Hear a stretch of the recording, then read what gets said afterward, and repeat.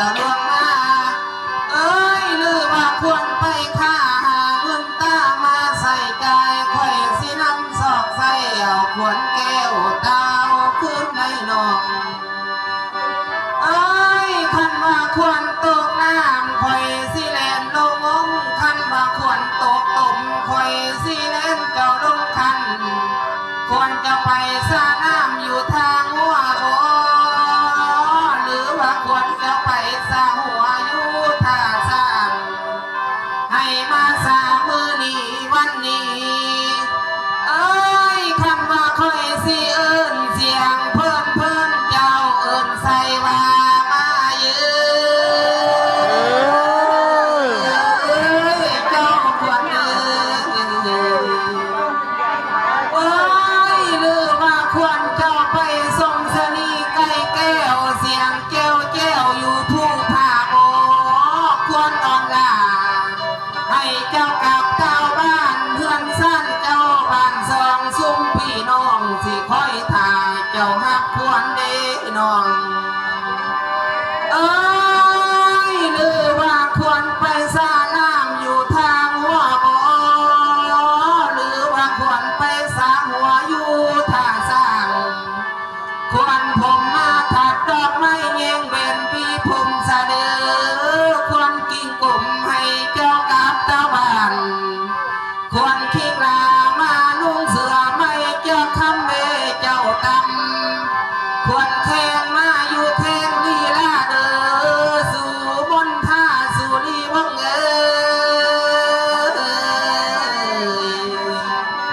ควรแทงมาอยู่แทงลีลาควรขามาอยู่ผ่าลีลอยควรท่องใหญ่ท่องน้อยให้มาพร้อมเจ้าพักกันคันว่าคอยสิเอิ้นเสียงเพิ่นเจ้าเอิ้นใส่ว่ามาเยืนควรเอิ้นเอ้ยกินข้าวพี่ให้เจ้าหากสะเดือเกี่ยวหมากพี่ให้เจ้าค่ายขึ้นเมื่อใดเจ้าทงเป่าโอ๊ตสนุกกินป้าหากินข้าวใส่ห้องขึ้นคือเก่าเด้ควรจะมาฮอดแล้วอย่าสิเม้นสาบคือปลาขาวเด้อควรจะมาฮอดแล้วอย่าเม้นข้าวคือปลาข้างมานำมาสีจับปลาซ้อนบักหิงมานำพองคนย่างเดือลามานำทางคนเที่ยวมาเผาตาวมาเจ้าง่ายคันว่าคอยสิเอิ้นเสียงเพิ่นเอิ้นไปใส่ปลามาเยื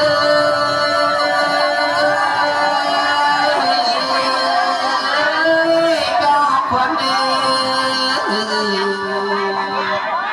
โอ้ยสุริวงศ์เอ้ยมาฮอดแล้วทั้งสุมนท่ายคนคิงเจ้าหาใครซะเด้อขอให้ใครหน่วยนี้คันว่าคนผู้นี้สิดีไปหน้ากราบหน้าซะเจ้าหน่อยใหญ่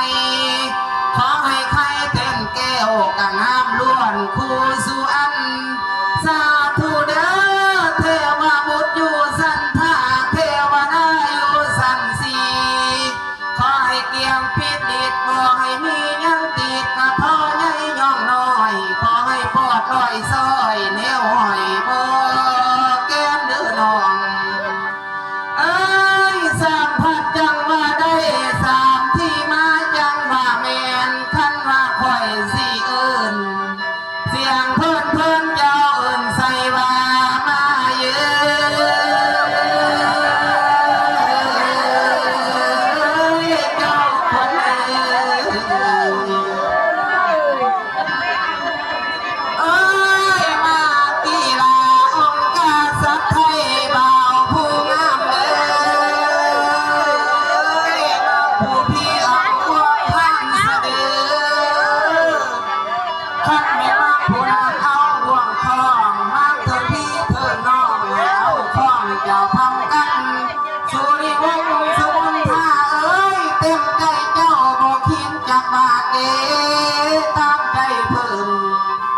ทางไผ่หากสีเสืองเอาแต่พึ่งสิไหลตามแต่เที่ยงสีย่อยโตข่อยบ่ว่ายัง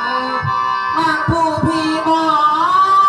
เอาบ่วงผ่านมากผู้หลานเอาบ่วงคล้องมากถึงพี่และน้องไม่เอาคล้องเจ้าใส่กันได้หรอ